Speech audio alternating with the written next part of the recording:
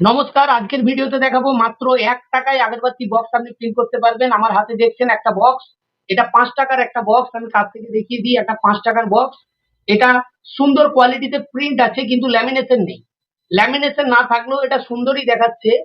Without ল্যামিনেশনে একদম সুন্দর, একটু হার্ডনেসও আছে, ভালো হার্ডনেস আছে, শক্ত বক্স আছে এটা।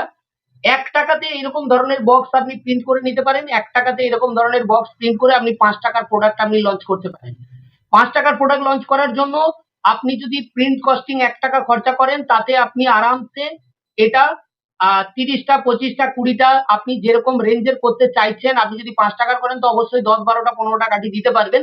আর যদি আপনি মনে করেন এই প্যাকেটটাই আপনি 10 টাকার প্যাকেটও করবেন, আপনি তাও করতে পারেন অনায়াসে। কারণ এই প্যাকেটের সাইজ যেটা আছে, সেই সাইজটা হিসাবে কিন্তু এটা 10 টাকার প্যাকেট করলেও এর মধ্যে আরামসে আপনি 30টা কাঠিয়েও ভরতে পারবেন, 25টা কাঠিয়েও ভরতে পারবেন। তো আপনি কস্টিং আপনার 1 টাকাই পড়বে, প্রিন্টিং কস্ট। 1 টাকা দিয়ে আপনি প্রিন্ট করাতে পারেন আগরবাতির এই বক্সটা। প্রিন্ট করাতে গেলে মিনিমাম আপনাকে 36,000 প্রিন্ট করাতে হবে।